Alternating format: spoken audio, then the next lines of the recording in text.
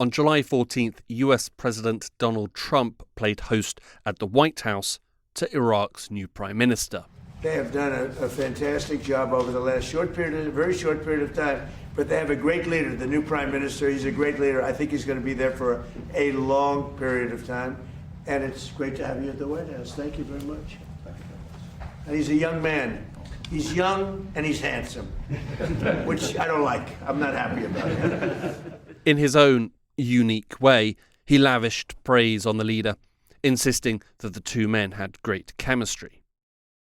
Less than 10 days later, the Iraqi Prime Minister was shaking hands with a different leader, an arch-enemy of the United States, President of Iran, Masoud Pezeshkian. As had happened at the White House in Washington, D.C., in Tehran, it was more smiles and warm handshakes of brotherly love and cooperation, with added marching bands. These were the first two foreign trips of the recently appointed Iraqi Prime Minister, Ali al-Zaidi. As leader of Iraq, it's now his unenviable job to weave a path for the country between the US, who offer much-needed investment, and Iran, who wield power and influence within the country through their backing of armed groups. This week, who is Ali al-Zaidi, and where does he come from? How does he plan to confront the corrupt elements of the leadership and neuter the threat from armed groups? And can he guide the country between the US and Iran as their war with each other continues? My name is Hugo Goodridge, and you're listening to The New Arab Voice.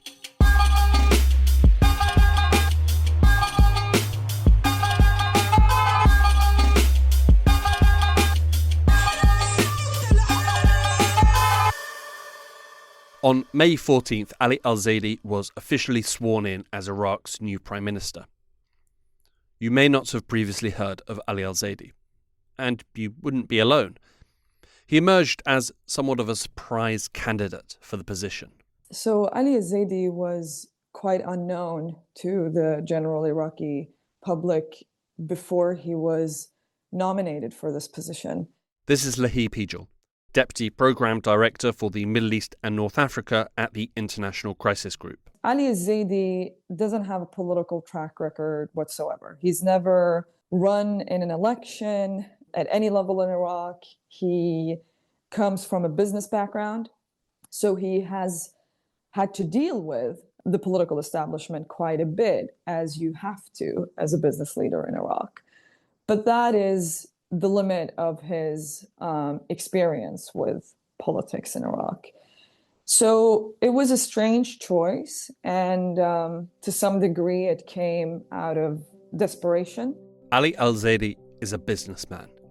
He was born in the 1980s to a prominent Shia family in southern Iraq. He holds a number of degrees and during his business career has headed a number of successful companies. These include, but are not limited to, the multi-sector conglomerate Al-Wataniya Holding Group, Dijla TV, Tawoon Hypermarket, and the Al-Always Group, a different conglomerate that has interests in a number of sectors and holds a number of contracts with Iraq's Ministry of Trade. He is perhaps best known as the former chairman of Al-Janoub Islamic Bank. He chaired the board of directors until 2019, before the bank was sanctioned by the US in 2024 over alleged money laundering on behalf of Iran and Iran-backed militia groups. Additionally, the bank was also banned by the Central Bank of Iraq. Although arguably an oligarch of the post-US invasion era, al-Zaidi himself has never been implicated or tied to money laundering or financial activities related to Iran or Iranian-backed groups. Prior to his recent ascension, he had no political experience beyond securing and managing government contracts. What he did have was powerful friends, and one powerful friend in particular. But there was also one figure that promoted him, and that is Zidan, which we can describe as kind of the Chief Justice in Iraq. He's the head of the Supreme Judicial Council. Zidan was one of the first senior judges to be appointed following the fall of Saddam Hussein, and over the years rose the ranks of the country's judiciary, eventually becoming the president of the Supreme Judicial Council in Iraq. With his growing reputation, power and influence in the country's judiciary, he also became somewhat of a political power broker. He was the one who promoted al-Zaidi, not just in Iraq, but also with the US, and did so quite successfully. So I think he read the US political scene quite well, in the sense that the current administration is quite business-oriented, and the current envoy, Tom Barrack, was probably looking for this type of personality. And maybe there is a hope in the US administration that Zaidi can become something like Ahmed al-Shara for them in Syria, right? Someone that is open to business, that can navigate the political landscape, but that isn't wedded to it in the same way that some of the others have been. It probably shouldn't come as a surprise that the Trump-led White House liked the idea of a billionaire businessman being president of Iraq. But it's not just the US who approved. He was also generally accepted by Iraq's lawmakers. He doesn't come with the baggage that other politicians do, but it also means that he's less experienced. And the Shia coordination framework, several of the members there have been saying for years now that what they expect from a prime minister is someone that operates more like a general manager rather than a prime minister. What this means is that they don't want a prime minister that becomes a powerhouse of his own. And that is why I think that Maliki's nomination in particular faced quite a lot of pushback, because the memory that people have of Maliki is that he became more authoritarian in his second term. So in Zaidi's case, I think that the framework leaders probably thought that this is a person that we can steer from behind and that can cater to our interests. Ali al-Zaidi was able to come to power with the backing of a powerful political ally in the form of Zaidan and the approval of the US. With these in place, the coordination framework, a powerful council of Iraqi Shiite political parties who choose the prime minister, were able to get behind al-Zaidi. But, as mentioned, he was an outsider. So where were the frontrunners? Why not pick one of them? There were two other candidates that are well known. So the most recent prime minister, Mohammed Shia al-Sudani, and a former prime minister, Nouri al-Maliki. And the two of them were trying to outmaneuver each other in order to come back to the position or retain the position in the case of Sudani. This didn't go very well for several reasons. One was that the war started and it put Sudani's caretaker government in a very difficult position. And secondly, Maliki was rejected by parts of the political establishment in Iraq, but also by the US. And it started with a post by the US President Donald Trump that essentially embarrassed al-Maliki. At the start of the race to be Prime Minister, Nouri al-Maliki and Mohammed al-Sudani were the presumed candidates, but both were flawed. The incumbent, Mohammed al-Sudani, had been weakened by the US-Israeli-Iran war and his inability to keep Iraq isolated from the conflict. And Nouri al-Maliki, who had previously held the office between 2006 and 2014, was deemed unacceptable by the US. US President Donald Trump very publicly rejected al-Maliki when he published on Truth Social saying, "I'm hearing that the great country of Iraq might make a very bad choice by reinstating Nouri al-Maliki as Prime Minister. Last time Maliki was in power, the country descended into poverty and total chaos. This should not be allowed to happen again. Because of his insane policies and ideologies, if elected, the United States of America will no longer help Iraq. And if we are not there to help, Iraq has zero chance of success, prosperity, or freedom. Make Iraq great again. It is perhaps unsurprising that some in Iraq, such as Hussein Munez, head of a parliamentary bloc close to the armed group Kataib Hezbollah, decried US interference in Iraqi politics. This government has unfortunately witnessed the establishment of dangerous practices that threaten the future of the political process, foremost among them the clear and direct American interference in shaping the political scene. It's out with the old and in with the new. So what is Ali al-Zaidi going to do? What's his grand plan? In a speech on May 15th, he laid out his vision to lawmakers.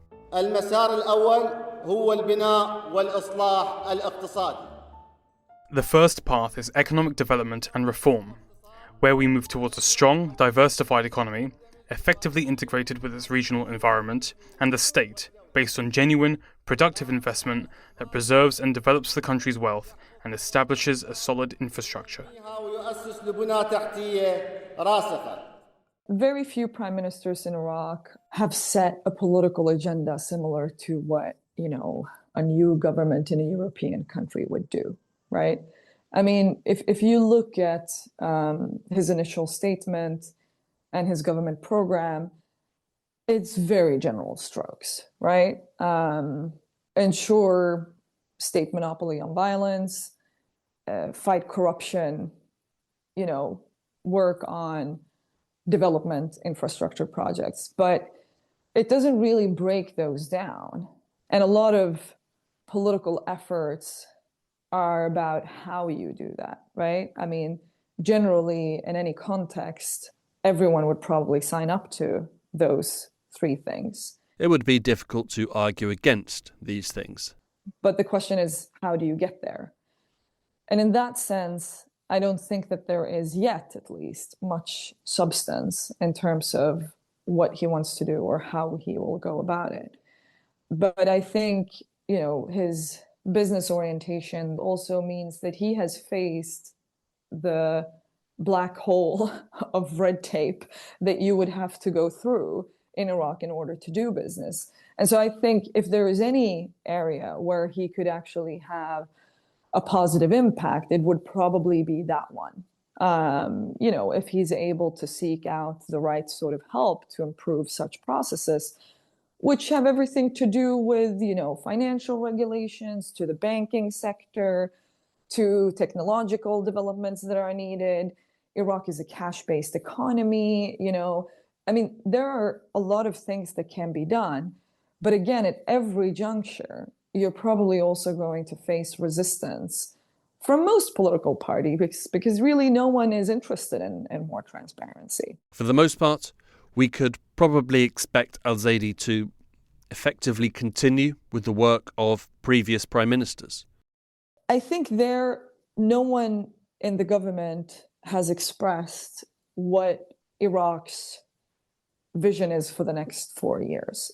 I can imagine that he will stay the course on some of the big infrastructure projects that Sudani embarked on, like the development road, for instance, this big project that is supposed to connect the ports in Basra on the Gulf to Turkey through railway and highways and oil pipelines in the future. But, this is a project that is going to take decades to complete. But of course, there are also more immediate concerns, albeit long-standing immediate concerns. So right now, I think the way that he's seeking to balance Iraq between the US and Iran rivalry, which has been a challenge for every prime minister since 2003, right? I think that what he's doing is more driven by external pressure than his own vision. So, his visit to the US came only 2 months after his appointment, which is quite soon. It's an important state visit. It wasn't surprising that it was his first state visit, but he really doesn't have much to show for in these 2 months, right? Would it have made more sense to go to the US at a later point where things are more clear, even for himself, in terms of what it is that he wants to achieve. There are immediate concerns for Ali al-Zaidi, namely the war in Iran. There are also ongoing projects, mainly related to infrastructure projects that he has inherited and will likely outlast his time in office. But given the nature of his ascension and what is wanted from him as Prime Minister by his fellow lawmakers, there are limits on the scope of his ambitions, although he has launched some of his own campaigns. On June 28th, the Prime Minister addressed a session of the Council of Ministers. هذه الصولة هي كصولة أولى ما منتهي موضوع الفساد مستمرين. This campaign is only the beginning. The issue of corruption is not over. We will continue to fight it. Anyone who has public funds must return the funds to their owners. The people's money must return to the people. I am mandated by a citizen who wants a glimmer of hope in his country. I am today responsible for the people, for their lives, and for their interests. I can't stay silent about any mistake. I will not be lenient on the interests of the Iraqi people. And this government will be a distinguished government, God willing. وهذه الحكومة راح تكون حكومة مميزة بإذن الله. The campaign was Operation Dawn. On the morning of June 28th, doors were broken in and arrests were made. In the days that followed, more arrests were made. A massive operation of arrests and seizures targeting corrupt politicians and officials. He hasn't targeted Soudani, his predecessor himself, but he has targeted several MPs that ran on Soudani's list. So I think in the initial roundup, that the night where Zaidi ordered the counterterrorism service to spread out in Baghdad, and especially in the Green Zone, to arrest several people, a significant part of those arrested among the MPs were Soudani's MPs. And then, you have a few others that are known political names in Iraq. A woman MP, al-Zaidi, for instance, who was also among the arrested. And she has been someone that has changed parties several times. She used to be Maliki's person. I think this time she had run on Soudani's list. But she's also someone that is known to the public to be corrupt. The other one significant person that was arrested was a leader of a political party, but a Sunni political party, مثلا Samarai. It's not the largest Sunni party. And so again, you don't go after, really the biggest sharks, but he is seen as someone that can be sacrificed without a significant political backlash. Anti-corruption drives aren't new in Iraq. Al-Zaidi's predecessors, Prime Ministers Kadhimi and Soudani, both pledged to crack down on corruption, and both ended their time in office with corruption rife throughout the country. In their 2025 index, Transparency International gave Iraq a score of just 28 out of a possible 100, ranking it 136 out of 182 countries in their corruption index. But past failures to tackle the issue do not lessen what al-Zaidi is attempting to do today. I think it worked really well for Zaidi with some of these personalities that he targeted, because he knew that it would have an impact on the street in the sense that people would be appreciative of seeing some of these corrupt figures being arrested. I know that there has been a lot of questions in terms of, is this a political purge, right? Is he going after his opponents? Or is it a genuine anti-corruption effort? And I think it is a little bit of both. He benefits from weakening his opponents.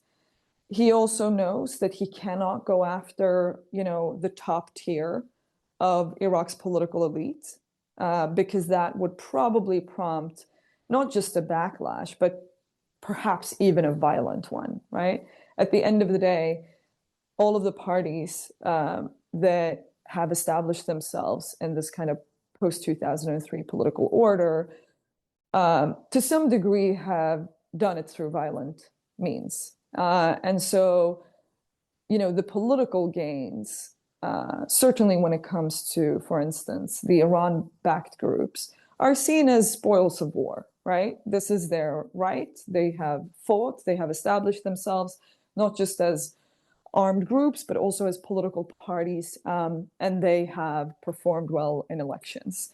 And so the logic would be that you can't go after them, or you can't go after someone like Nouri al-Maliki, who was a two-term prime minister and built his own little deep state during those 8 years, and to this day wields significant power in Iraq, despite the fact that he hasn't been prime minister now for, over 12 years. He has targeted impactful figures, those whose arrests would cut through with the public. But curiously, top-level figures tarnished by corruption allegations have not been touched. But then to the question of whether this is genuine, so I have argued recently that it's not really arrests of corrupt politicians that is going to do the trick, because corruption is the system in many ways. And, if you would go after every corrupt politician, there would be no one left. That's the sad reality. So, in order for this to be genuine, you would have to couple it with some really intrusive reforms into Iraq's governance and judicial system that I think no one is really ready to make. And Zaidi, having no political constituency of his own, I mean, he can build it over time. He's also, his main backer is Fagh Zaidan. And yes, Fagh Zaidan is the head of the judiciary, but he's also part of the political system that the judiciary upholds, right? So there are serious limitations to what you can do or what you can achieve with this anti-corruption campaign. But at least, I think, in the eyes of the Iraqis, it sends a signal that, okay, some of these big profiles that are known to be corrupt are not untouchable. He might not have targeted the top tier, but at least it's a signal for the future. Corruption in Iraq is endemic and regrettably has now been baked into daily life and business. To root out all corruption could be tantamount to a complete dismantling of the political, ruling and financial structure in the country. The consequences of such action have the potential to be devastating and violent for the country. The new Prime Minister's anti-corruption drive might not be tackling the top tiers of corruption, but he is doing something. The Iraqis are also very jaded with the political system, to the degree that any small effort will be appreciated, I think. I think that there are real structural challenges that can only come with political will. And it's not sufficient that Zaidi and his closest crew are the ones who have that political will, right? You would need to get the entire political establishment on board for that. And I think that's just a very far-fetched prospect. Corruption isn't the only crusade of Ali al-Zaidi.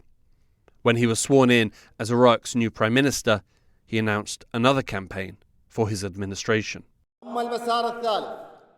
The third path involves reforming the security apparatus by restricting weapons to state control, developing and strengthening the capabilities of the security forces.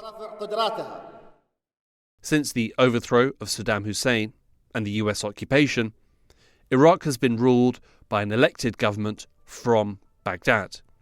But that does not mean that the government's control and influence extends across the country. Beyond the heavily securitized green zone in the capital, a myriad of armed groups wield power and influence, using a mixture of strong-arm authority, patronage, and violence. These groups operate outside government's control and do not take direct orders from the government. They are a complicated network, and not all are alike. Some are loyal to a politician or a political party. Others are more sectarian in nature, perhaps loyal to a religious figure, while others are loyal to a political and religious ideology. In broad brushstrokes, we could put the armed groups into two categories. There are the groups that are loyal to and receive funding and support from the Iranian regime, and there are the groups that don't. This is a very simplistic way of viewing the groups, but probably the easiest way to understand the situation. As previously mentioned, when al-Zaidi took office, he sought to disarm these groups, or integrate them into the state security apparatus. And some of these groups have agreed. On June 4th, Saraya al-Salam, the armed group of the powerful Shia cleric Muqtada al-Sadr, held a ceremony in Samarra, north of Baghdad, where they lowered their flag to signify their integration into the state security forces. Speaking at the ceremony, Qais al-Mohammadawi, Deputy Commander of Joint Operations, said, "The committee, after deliberations and discussions, has set up a mechanism and framework related to the handover of weapons according to their classification into light, medium and heavy arms, followed by the reintegration of these formations based on priorities and operational sectors. It is worth noting that these formations were originally administratively affiliated with the Popular Mobilization Forces and had a political affiliation." Saraya al-Salam have decided to integrate, along with some other groups. But why? What's in it for them? You know, as many have been saying, the devil is in the details. What's in it for these armed groups to showcase this change in their policy to give up, their arms, supposedly, and to integrate their fighters into the government? This is Ranad Mansour, Deputy Director of the Middle East and North Africa Programme at Chatham House and the Director of the Iraq Initiative at Chatham House. First of all, those who are willing to do it are those who are already significantly embedded in the Iraqi government and the Iraqi state. People like Muqtada al-Sadr, Qais al-Khazali. These are leaders who have parliamentarians, they have, senior civil servants, they have local councillors. I mean, across the Iraqi state, they are deeply embedded. And so what this is for them is an opportunity to put some of their fighters into, the security sector, the National Security Council or other bodies of security agencies in Iraq. It gives them access, of course, to more, state salaries, equipment, it gives them that kind of formal access. For a number of armed groups, it's less about integrating and more about completing the final stage of a process that has been going on for a while. Where I think the line will be drawn will be around the question of command and control. Will those fighters integrated into the Iraqi government security sector become loyal to the government, or will they first remain loyal to the parties, to their parties that are putting them there? Just because you have fighters inside the government does not mean that the chain of command is necessarily hierarchical in the kind of formal way inside the government, and that these leaders will still expect to be the ultimate decision makers over their fighters wherever they sit. For the fighters in these armed groups, they might be giving up on the ideologies of the groups they are attached to and signing on to the ideologies of the state structures. But in return, they are getting steady salaries and maintaining their positions. For the leaders of these groups, they could be giving up a vast amount of leverage. And for some, this is a price they're not willing to pay, and are currently refusing to lay down their arms or integrate. These would be the previously mentioned groups who are loyal to or supported by Iran. Well, if you follow the logic that those that are more comfortable and are already deeply embedded in the state are less mindful of sending their fighters into the state because they have so much control on that side, then there's the other sort of scenario, the other groups that have less influence on the formal side.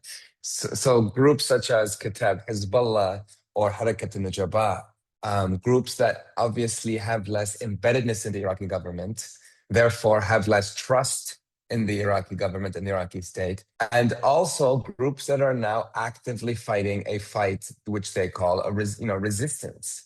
The war between the US and Israel and Iran is continuing, and Iraq is one of the important battlegrounds. And so their agenda isn't to integrate into the Iraqi state. Their agenda is to fight the resistance war, working alongside Iran, its Revolutionary Guards, Corps, and other actors of the axis of resistance. So for these reasons, they will fight to defend their ability to take part in this war, which they see as resistance. In normal times, it would be, and has proven to be, very difficult to persuade Iran-backed groups in Iraq to disarm. Currently, we are not in normal times. The war between the US and Iran continues to sway between different states of conflict, quiet, and diplomacy. And the Iran-backed groups in Iraq are part of that. They have taken part in the fighting, launching drones at neighbouring countries, often on behalf of Iran. As if to emphasise this point, news is emerging at the time of recording of a joint US-Saudi strike on Iraqi militias supported by Iran, in retaliation for the latter's involvement in attacks on Saudi oil infrastructure. The groups who have agreed to integrate have handed the new government an easy win. There are issues remaining, but still good news. For those that won't integrate, the question is, what now? What's the next step for the government? And how far are they willing to go? An early indication of this willingness was as part of the anti-corruption drive going after an MP linked to Kitab Hezbollah. Now, conveniently, that MP wasn't home to be arrested under the indictment and had been tipped off. And I think what that shows fundamentally is, to some extent, an apprehension for now to have a showdown with Kitab Hezbollah, or some of these groups that are resisting the drive to integrate. And keep in mind, previous administrations, like former Prime Minister Mustafa al-Kadhimi, when he went after and tried to put in jail Kitab Hezbollah fighters, there was tremendous backlash. And ultimately they were let go. Given the opportunity to confront a corrupt individual, the government effectively backed down. Fundamentally, the question is, will this new government in Iraq be willing to fight against these groups to impose its deadline and to impose its program of integrating armed groups? I think for now it seems unlikely that there is that willingness, but we'll have to wait and see. And also capability, because these groups have been operating in Iraq since regime change. They have significant support from Iran at the moment. So this is a very difficult task, and these groups will not go down lightly. The armed groups in Iraq were a known problem. The war in Iran has highlighted, underlined, and put in bold this problem. The war has exposed the lack of sovereignty that the government in Baghdad has. The policy of the government was to stay out of the war and improve relations with Gulf nations. But these armed groups have brought the country into the war and attacked Gulf nations. I think, the part of why the government is trying to address this militia problem now is not just because there's significant push from the Trump administration, and there certainly is, but also because domestically there is huge concern with having a government that doesn't have sovereignty, having a government where, if one of these groups attacks and kills significant Americans, there will be huge consequences for Iraq, for example. And we've even seen recently the US using another form of leverage. Iraq's main export is oil and gas, it's energy, and it is sold in US dollars into an account that is in the United States in US dollars. And the US has begun to threaten to freeze this money. It's threatened to not pay Iraq its money. And this would devastate Iraq. So it's in the middle of this war. It's under significant pressure from the US. And there are groups that are out of its control that are spoilers. And that is, I think, the predicament in which the Iraqi government finds itself. As these groups threaten to drag the country further into the war, they are also threatening future investment in the country. As previously mentioned, President Ali al-Zaidi was in Washington to meet with President Trump. During this visit, a number of memorandums of understanding were signed regarding US investment, particularly relating to US oil companies. These MOUs are effectively worthless on their own, but they do represent a desire and an intent to have US investment and to have US companies operating in Iraq. Bringing these US companies is also bringing potential targets from these resistance groups or for these resistance groups.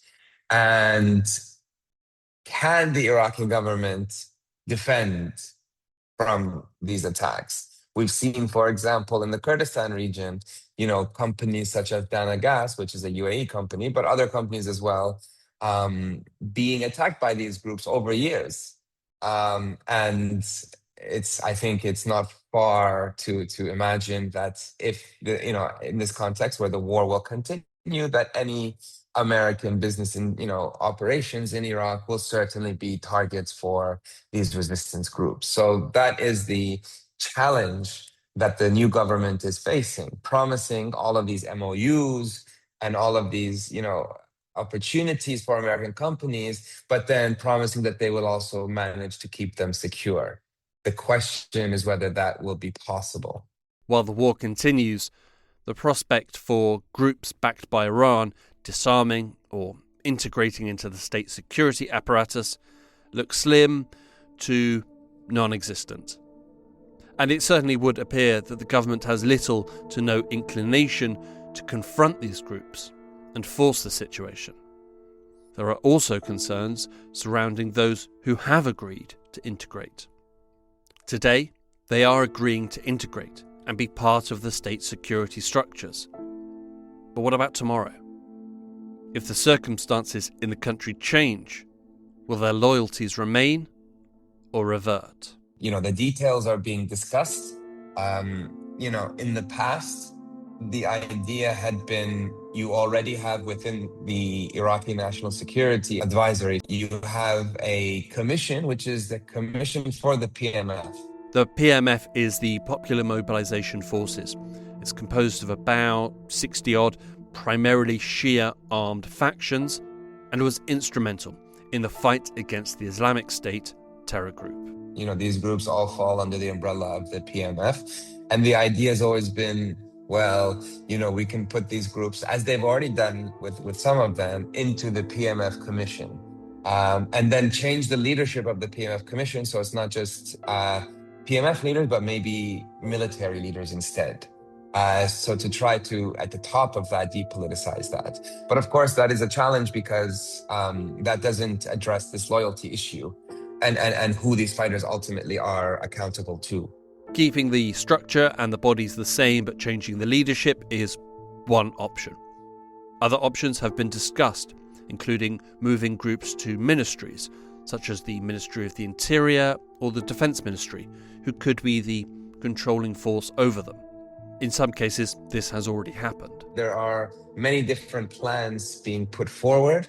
What I would say, though, is because of the nature of the Iraqi state, because even beyond the security sector, the reality is that a government civil servant, just like an integrated officer, is, in the way the Iraqi state built, more likely to answer to a political boss than to a government boss.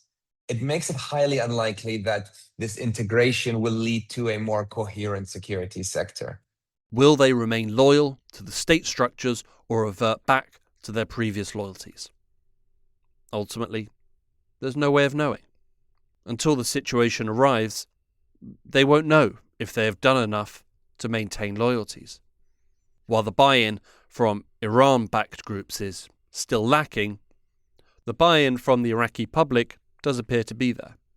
I mean, the fact that most of the Iraqi establishment, including, popular leaders like Muqtada Sadr or Qais al-Khazali, are pro this move, I think is partly because of the general mood in society.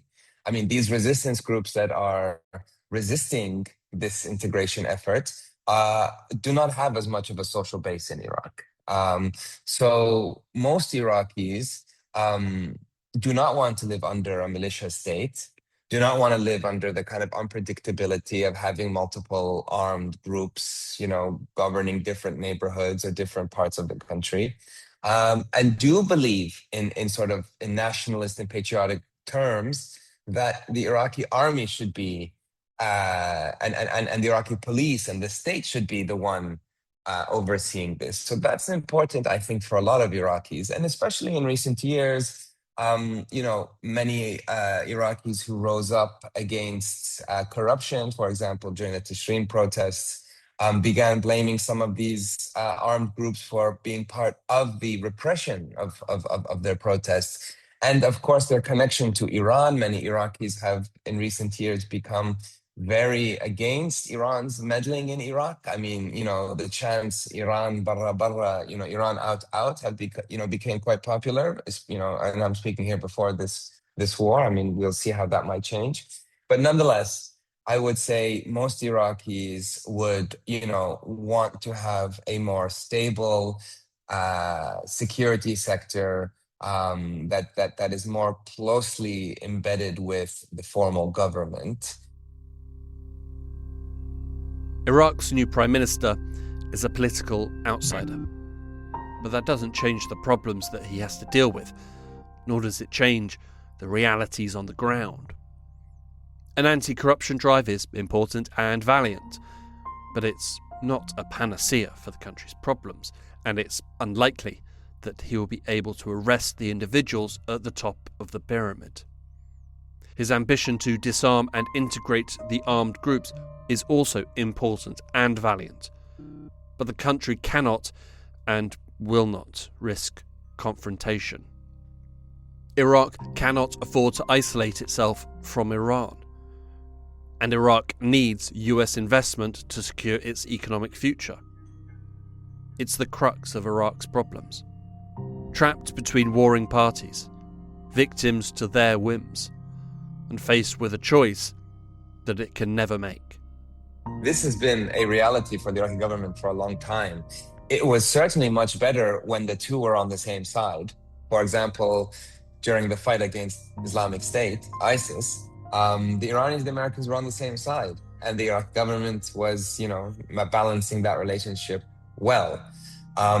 But definitely after ISIS, and also with the Trump administration's end of the JCPOA, the nuclear deal, and the kind of antagonisms between the US and Iran, the Iraqi government has been stuck.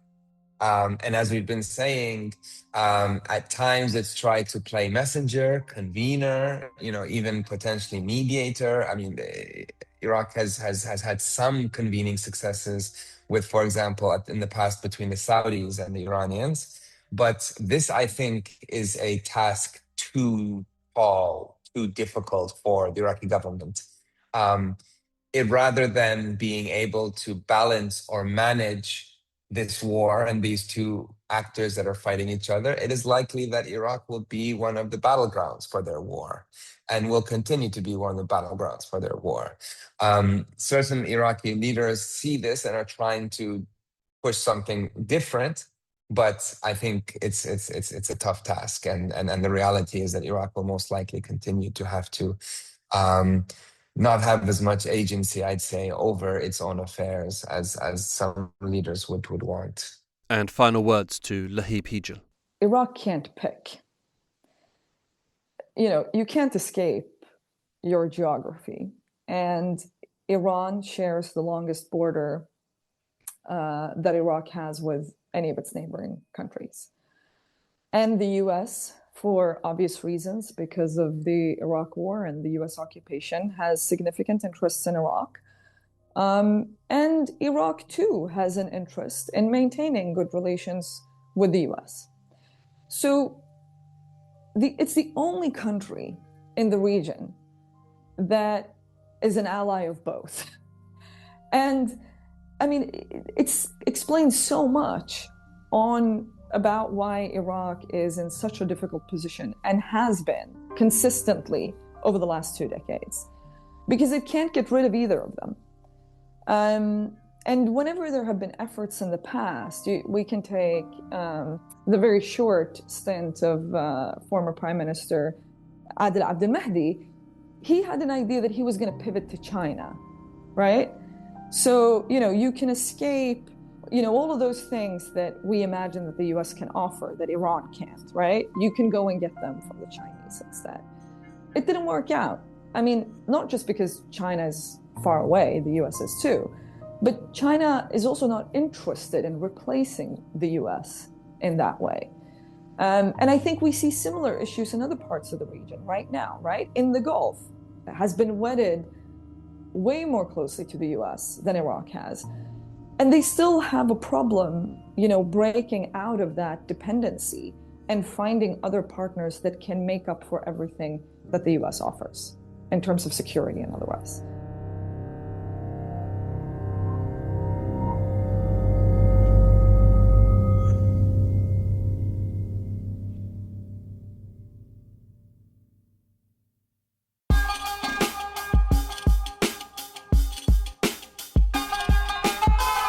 This episode of The New Arab Voice was written and produced by me, Hugo Guttridge. Our theme music was by Omar Al-Film. The New Arab Voice will be back with a new episode shortly.